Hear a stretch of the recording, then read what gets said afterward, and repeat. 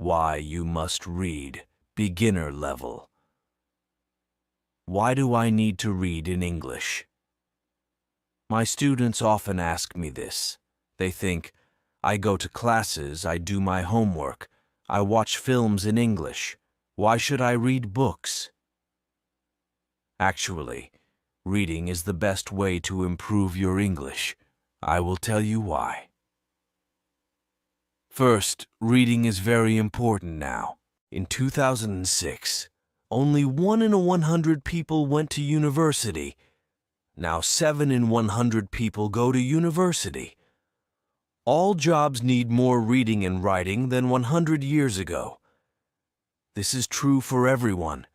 It doesn't matter if you're an office worker or a mechanic. Second, reading will improve your speaking, writing, vocabulary, and grammar better than any other way. It won't improve your listening, but it will improve your vocabulary. And when you have a better vocabulary, you can listen more easily and improve your listening that way. In school, you probably read lots of English. You probably read boring textbooks and stories with exercises at the end. But I'm not talking about that. I'm talking about reading for pleasure. That means reading a book you enjoy because you enjoy it. You are not reading because your teacher said, "Read this book." You are not reading because you think, "I should read this book." You are reading because you want to. In 1965, they did an experiment in schools in America. These schools were for boys who had done crimes. For example, some of them stole things. They gave some of the boys free books. They were fun books, like James Bond. They said, "You can do what you want. You don't have to read the books." But the boys did read the books. They read a lot of books. Some boys read a book every 2 days. After 2 years, they gave the students a test. The students who got the books got better at reading and writing, and they liked school more. The students who did not get the books did not get better at reading and writing. Actually, some of them got worse. This isn't just true for native speakers. They also did an experiment on students learning English in the Fiji Islands. They used 3 ways to teach. The first way was normal English teaching. They did grammar classes, exercises, and so on. The second way was reading in silence. The students read books in class. The third way was reading together. The teacher read books to the students. After 1 year, the 2 ways with reading were the best. They were much better than the students who did normal English classes. They did the experiment again in Singapore. There, the students who read in silence did very well. They did the best in grammar tests. Other students did grammar classes, but they did worse in grammar tests. In normal classes, we try to remember grammar and vocabulary. When we read, we learn them naturally. Maybe you're thinking, when I read in English, it's too hard. I have to use the dictionary all the time. It's boring. I can't do it. I understand, so I wrote this book. I think this book will make you like reading because the stories are easy and fun. The early stories are short and easy, and the later stories are longer and harder. When you finish the book, you will think, "Wow, I did it." I make a podcast called English Spoken Stories. 9 of the stories in this book I wrote for English Spoken Stories. One of the stories I wrote for this book. But when I made this book, I made the stories better. Now you can read the stories at beginner, pre-intermediate, intermediate, or advanced levels. The stories are all fairy tales. Some are very popular fairy tales, but some are not so popular. One of them I wrote myself. Maybe you're thinking, fairy tales? Fairy tales are for children. I need useful vocabulary. I need to learn about business and science. That can't be fun. Actually, the vocabulary in these stories will be useful. McQuillan did an experiment where he looked at vocabulary in 22 novels. 85% of the words were on academic word lists. These are lists of words that you need to know to study at university. Rolls and Rogers also did an experiment. They said, if students read 1,000,000 words of science fiction, will they learn important science words for studying at university? The answer was yes. So yes, fairy tales are useful for you too. But I understand if you still don't believe me.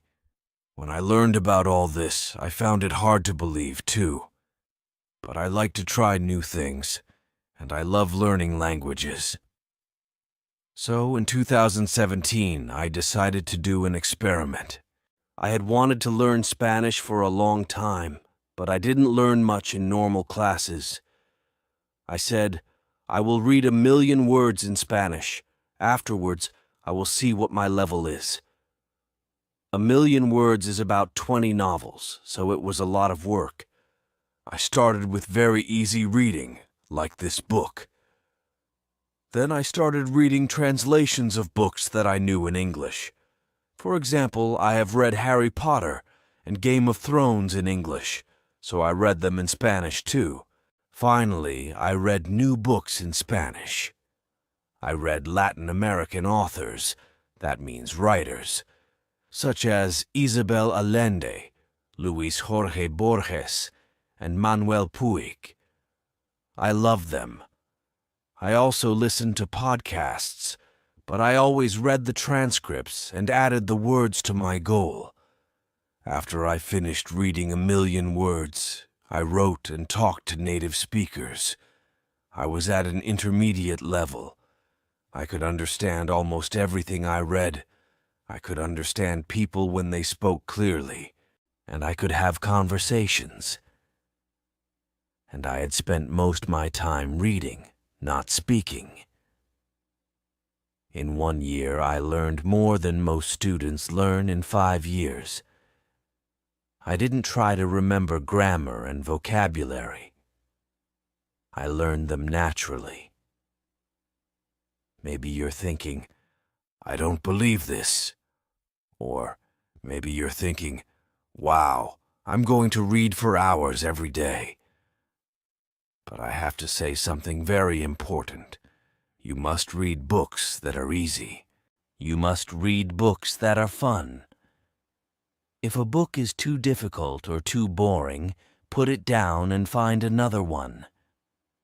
Stephen Krashen, an expert in language teaching, says, only read things in English that are fun and interesting. Read things that are really easy, that you wouldn't read in your native language because they are too easy. So you can read comics, magazines, detective stories, romance stories, and so on.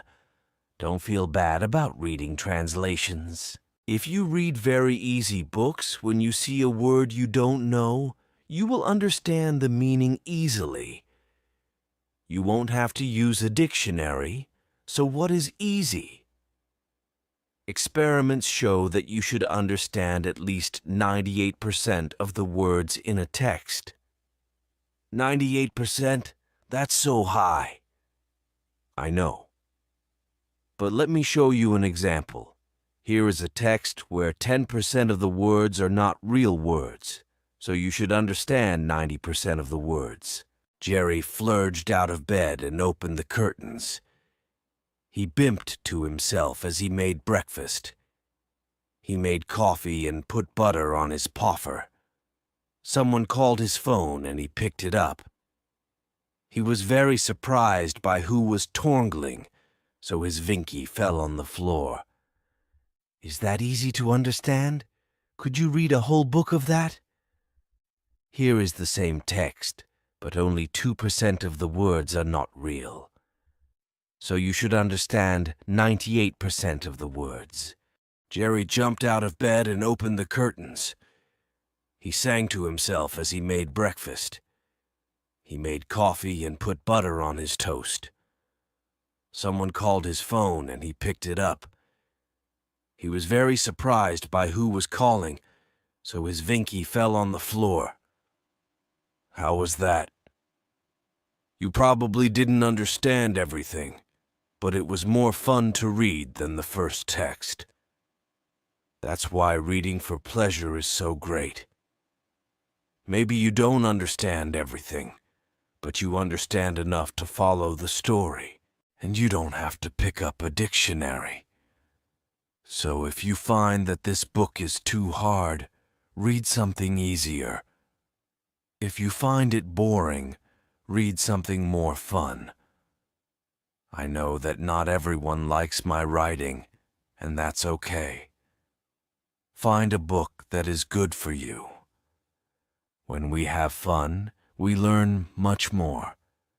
Because I want this book to be fun, it has no exercises in it. I thought about adding them after each story, but I don't think it's a good way to spend your time. Instead, you should read more.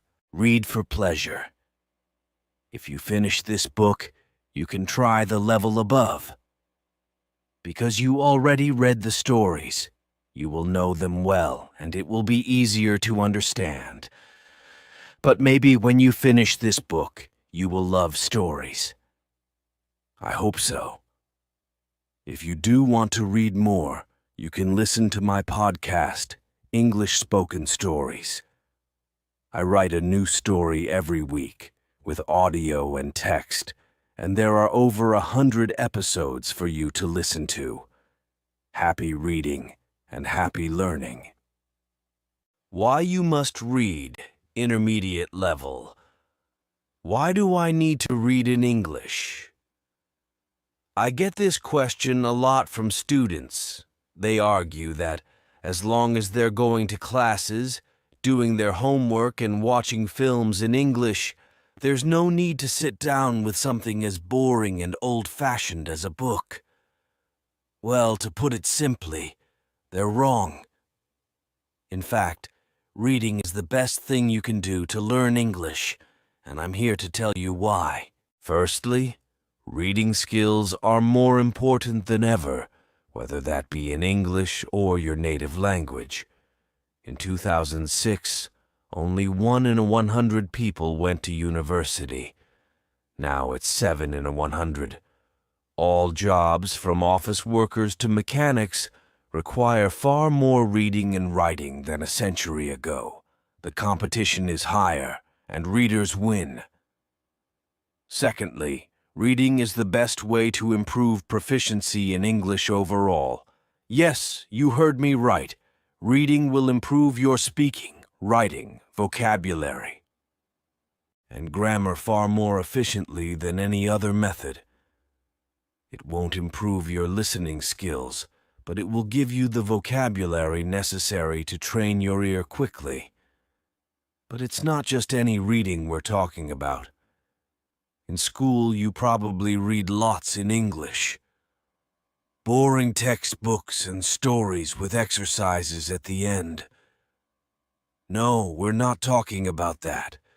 We're talking about reading for pleasure. That means reading a book because you enjoy it. Not because your teacher told you to. Not because it's what you're supposed to read to improve your English. No questions, no book reports, just pure pleasure. Yeah, right, you're probably thinking. That's too good to be true. Let me show you. In 1965, an experiment was carried out in juvenile delinquent reform centers in America. One group of the students were given free books. They made sure they were exciting books that would appeal to young boys, such as James Bond. But unlike most reading programs, they were not required to read the books. They were simply given them. They could throw the books away, give them back, or draw on the pages, and nobody would punish them for it. But the boys did read them. They read a lot of them. Some of them read a book every 2 days. At the end of 2 years, they tested the students. Not only did their reading and writing greatly improve, so did their attitude toward school. But the students who were not on this program stayed the same. In fact, some of them got worse over the 2 years. This isn't just for native speakers either. A study of English as a second language, ESL students in the Fiji Islands looked at 3 methods: traditional English teaching, sustained silent reading, which means reading in silence for a long time, and a more conventional reading program where the teachers read aloud to the students. By the end of the first year, students taught with the 2 reading methods had a 15-month advantage in English ability compared to the 6.5 months of the traditional method. When the study was replicated in Singapore, the students who did only sustained silent reading did better on grammar tests than the students who had taken only grammar classes. When we do grammar exercises, we try to memorize the rules of the language. When we read, we absorb them. But I know what you're thinking. That's all well and good, but when I pick up a book in English, it's too hard for me. I get bored of looking up words and I give up after a few minutes. That's why I wrote this book. It is designed to make you fall in love with reading by providing fun, familiar stories that are easy to understand. The stories gradually increase in difficulty and length, so that you can feel a sense of progression and success at the end. Most of them were originally released on my podcast, English Spoken Stories, but they have been rewritten and improved for this book, as well as having a version for each language level. They are a mix of classic and less popular fairy tales, as well as one that I wrote myself. Again, I know what you're thinking. Fairy tales? But those are for kids. I need useful vocabulary about business and science and technology. There's no way to make that fun. The thing with language is there isn't such a big difference between important language and fun language. We use a wide range of words when talking about technical topics, as well as chatting with our friends. A study by McQuillan examined vocabulary in 22 novels and found that they included 85% of words on academic word lists.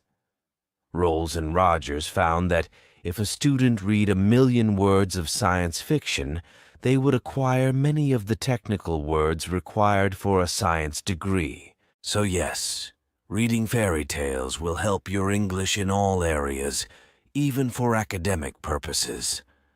As an English teacher, I've seen many times that the students who do the best are those who read the most. For IELTS, for university, for business, or just for travel, reading is the factor that predicts success.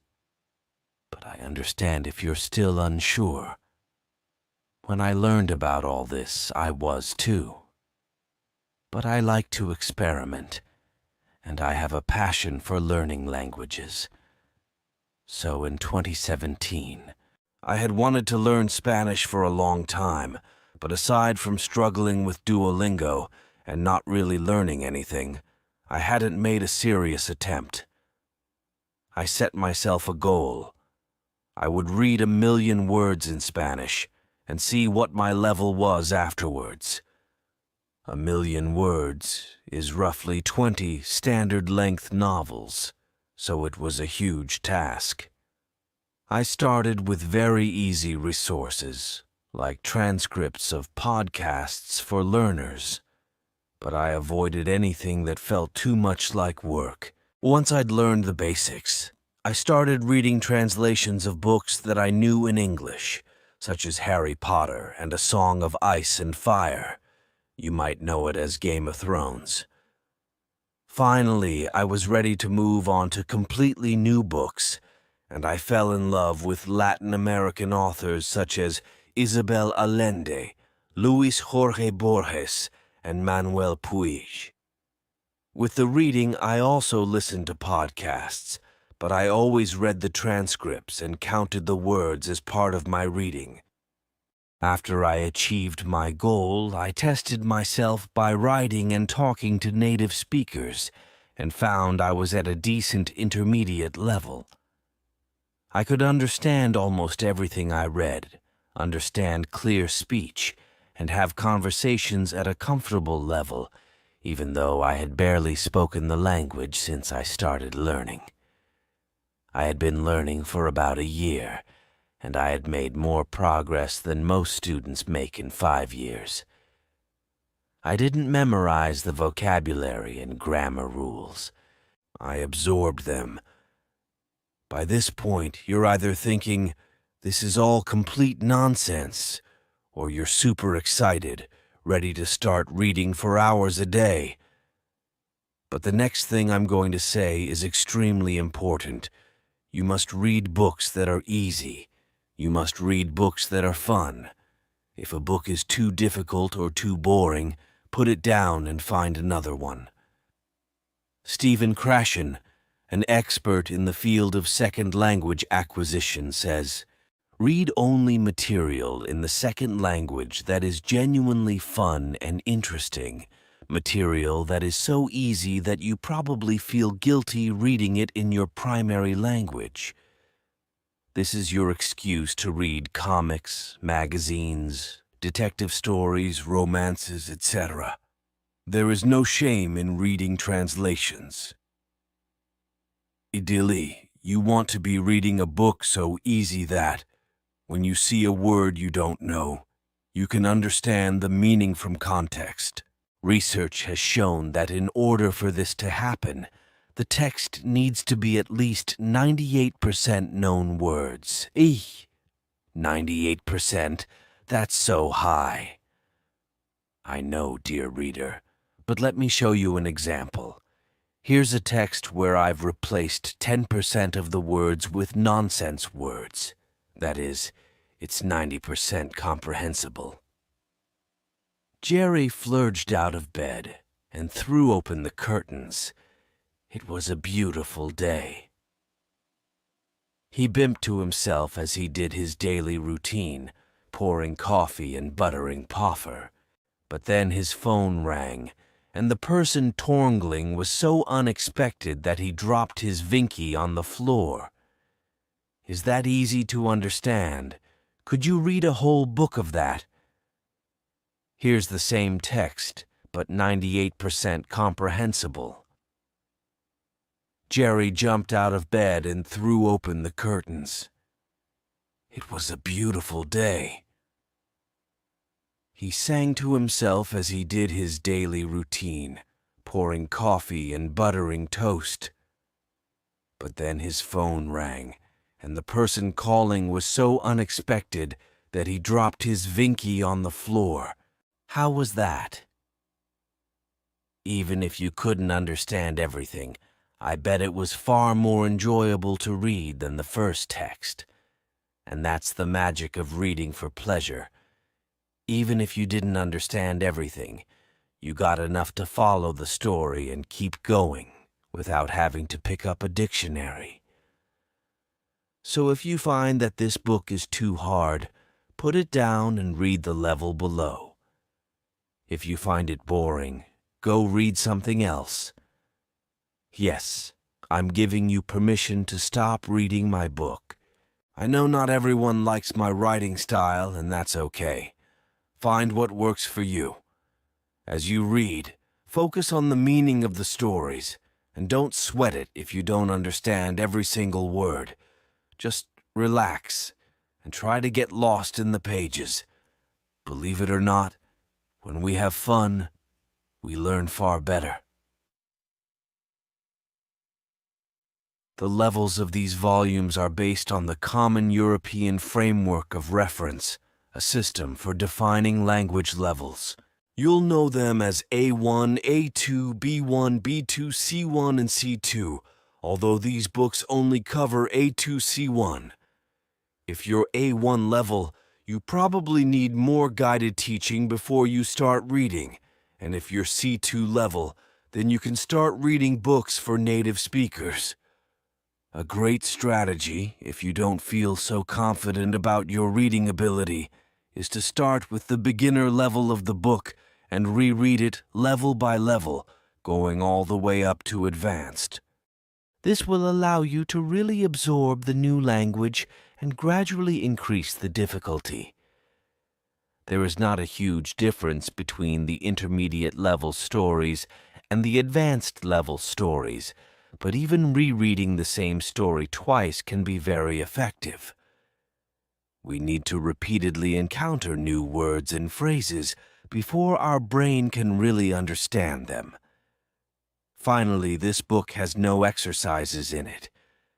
I considered adding them after each story, but it would contradict everything I just told you. The most effective way to spend your time is reading for pleasure, and exercises distract from that. If, however, you finish this book and find yourself wanting more stories, do go and listen to my podcast, English Spoken Stories. I publish a new story every week with audio and text, and there are over 100 episodes for you to listen through.